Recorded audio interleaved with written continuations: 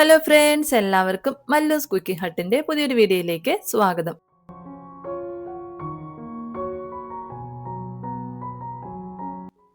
ഇന്നത്തെ വീഡിയോ എന്ന് പറയുന്നത് ചവ്വരി വെച്ചിട്ടുള്ള നല്ല അടിപൊളിയായിട്ടുള്ളൊരു മുത്തുമണി കൊഴുക്കട്ടയാണ്.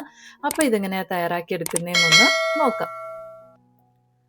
അപ്പോൾ നമ്മുടെ ഈ ഒരു കൊഴുക്കട്ട തയ്യാറാക്കി എടുക്കാനായിട്ട് ഞാൻ 1.5 കപ്പ് അളവിൽ ചവ്വരിയാണ് എടുത്തിട്ടുള്ളത്. അപ്പോൾ നമുക്ക് പല ടൈപ്പിൽ ചവ്വരി വാങ്ങാനായിട്ട് കിട്ടും. ഞാൻ എടുത്തിട്ടുള്ളത് ഈ വലിയ ബോൾസ് ആയിട്ടുള്ള, അതുപോലെ തന്നെ പെട്ടെന്ന് വെന്ത് വരുന്ന ടൈപ്പിലുള്ളൊരു ചവ്വരിയാണ് ഞാൻ എടുത്തിട്ടുള്ളത്. ഇത് നമുക്കൊരു ബൗളിലേക്ക് ഇട്ടതിന് ശേഷം നമുക്കിത് ചെറുതായിട്ടൊന്ന് കഴുകിയെടുക്കണം. 1-2 പ്രാവശ്യം ഒന്ന് കഴുകിയെടുക്കാം. ഒരുപാട് തിരുമ്മി കഴുകേണ്ട ആവശ്യമില്ല, ചെറുതായിട്ടൊന്ന് വാഷ് ചെയ്ത് എടുത്താൽ മതിയാവും. ഇപ്പം ഞാൻ ചവ്വരി ഒന്ന് കഴുകി എടുത്തിട്ടുണ്ട്. ഇനി നമുക്കിതിലേക്ക് ചൂടുവെള്ളം ഒഴിച്ചിട്ട് ഒന്ന് കുതിർക്കാനായിട്ട് വെക്കണം. അപ്പം ഞാൻ 1.5 കപ്പ് അളവിൽ ചൂടുവെള്ളമാണ് എടുത്തിട്ടുള്ളത്. നമ്മൾ എത്ര അളവിനാണോ ചവ്വരി എടുക്കുന്നത് അതേ കപ്പിൽ അതേ അളവിൽ തന്നെ നമുക്ക് ഇതിലേക്ക് ചൂടുവെള്ളം ഒഴിച്ചു കൊടുക്കാം. ഇനി നമുക്ക് ചൂടുവെള്ളം എടുക്കുന്ന സമയത്ത് ഇതിലേക്ക് ഒരു അല്പം ഉപ്പൂടെ ചേർത്തിട്ട് വേണമെന്നുണ്ടെങ്കിൽ ഒന്ന് ചൂടുവെള്ളം ഒഴിച്ചു കൊടുക്കാവുന്നതാണ്. ഇനി നമുക്കിത് അടച്ച് വെച്ചിട്ട് ഒരു അരമണിക്കൂർ ഒന്ന് കുതിർക്കാനായിട്ടൊന്ന് മാറ്റി വെക്കും. ഇപ്പം ഞാനൊരു അരമണിക്കൂർ ഒന്ന് കുതിർത്തെടുത്തിട്ടുണ്ട്. ഇതിന് നമുക്ക് കൈ വെച്ചിട്ടൊന്ന് ചെറുതായിട്ടൊന്ന് മിക്സ് ചെയ്ത് കൊടുക്കാം. നമ്മൾ കുതിർത്തെടുക്കുമ്പോഴത്തേക്കും ഈ ഒരു പരുവത്തിലായിരിക്കും ഒന്ന് കിട്ടുന്നത്. നമുക്ക് ഉരുളയാക്കി എടുക്കാനായിട്ട് പറ്റും. ആ ഒരു പാകത്തിൽ നല്ലതുപോലെ ഒന്ന് കുതിർന്ന് വന്നിട്ടുണ്ടാവും. നന്നായിട്ടൊന്ന് മിക്സ് ചെയ്ത് കൊടുത്തതിന് ശേഷം നമുക്കൊരു 5 മിനിറ്റ് കൂടെ ഇതൊന്ന് മാറ്റി വെക്കാം. അതിനുശേഷം നമുക്ക് ഇതിലേക്ക് വേണ്ടിയിട്ടുള്ള ഫില്ലിംഗ് ഒന്ന് റെഡിയാക്കി എടുക്കാം. ഇനി നമ്മുടെ ഫില്ലിംഗ് തയ്യാറാക്കാൻ വേണ്ടിയിട്ട് ഒരു ബൗളിലേക്ക് 1 കപ്പ് അളവിൽ ചിരകിയ തേങ്ങ ചേർത്ത് കൊടുക്കാം.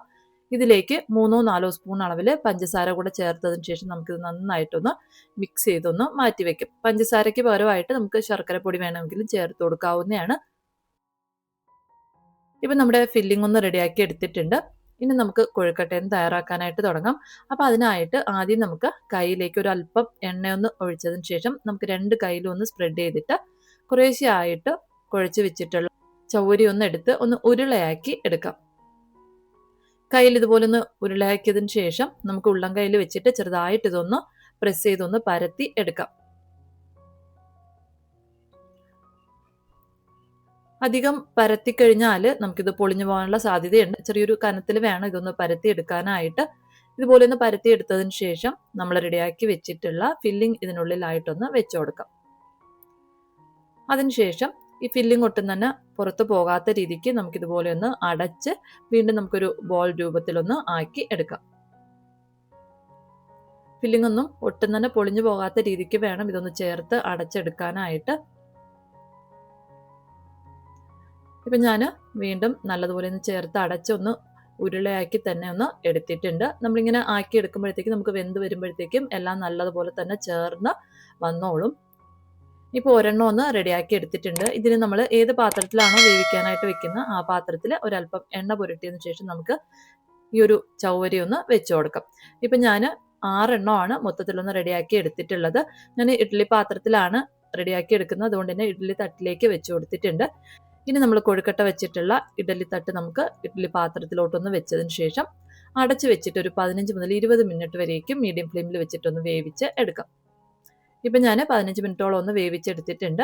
നമ്മുടെ ചവ്വരി കൊണ്ടുള്ള കൊഴുക്കട്ട റെഡിയായി വന്നിട്ടുണ്ട്. ഇതിന് നന്നായിട്ട് തണുത്തതിന് ശേഷം വേറൊരു പ്ലേറ്റിലോട്ടൊന്ന് മാറ്റാം. തണുക്കുന്നതിന് മുമ്പ് നമ്മൾ മാറ്റിക്കഴിഞ്ഞാൽ ഒട്ടിപ്പിടിച്ചിരിക്കും, അപ്പോഴത്തേക്കും പൊളിഞ്ഞു പോകാനുള്ള സാധ്യതയുണ്ട്.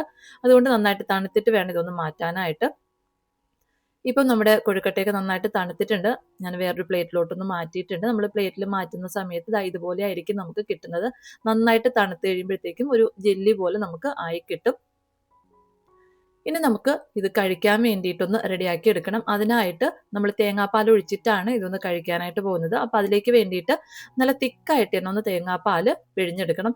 അതിനായിട്ട് 1 കപ്പ് അളവിൽ തേങ്ങ ഞാനൊരു മിക്സിയുടെ ജാറിലേക്കൊന്ന് ചേർത്ത് കൊടുത്തിട്ടുണ്ട്. ഇതിലേക്ക് 2-3 ഏലക്കായും കൂടെ ഒന്ന് ചേർത്തതിന് ശേഷം നമുക്ക് 1/2 കപ്പ് അളവിൽ ചെറു ചൂടുവെള്ളം കൂടെ ഒഴിച്ചിട്ട് നന്നായിട്ടൊന്ന് അരച്ചെടുക്കാം.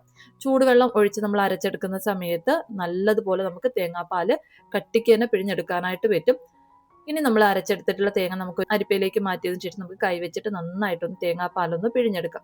നമ്മൾ ഇതിലേക്ക് 2-ാം പാലോ 3-ാം പാലോ ഒന്നും ചേർത്ത് കൊടുക്കാൻ പാടില്ല. ഈ ഒരു 1-ാം പാല് വേണം എടുക്കാനായിട്ട്. ഇപ്പം എന്താ ഇത്രയും നല്ല കട്ടിക്ക് തന്നെ തേങ്ങാപ്പാൽ കിട്ടിയിട്ടുണ്ട്. ഇനി ഇതിലേക്ക് ഒരു 2 സ്പൂൺ അളവിൽ പഞ്ചസാര കൂടെ ചേർത്തിട്ട് നമുക്ക് നന്നായിട്ടൊന്ന് മിക്സ് ചെയ്തെടുക്കാം. അതിനുശേഷം നമ്മൾ റെഡിയാക്കി വെച്ചിട്ടുള്ള കൊഴുക്കട്ട നമുക്കൊരു ബൗളിലേക്ക് ഒന്ന് വെച്ച് കൊടുക്കാം. ഇപ്പം നമ്മുടെ കൊഴുക്കട്ട നല്ല കണ്ണാടി പോലെയാണ് ഇരിക്കുന്നത്. ഇനി നമുക്ക് ഇതിന് മുകളിലായിട്ട് നമ്മൾ കലക്കി വെച്ചിട്ടുള്ള തേങ്ങാപ്പാലും കൂടെ ഒന്ന് ഒഴിച്ചതിന് ശേഷം നമുക്കിത് സെർവ് ചെയ്യാവുന്നതാണ്.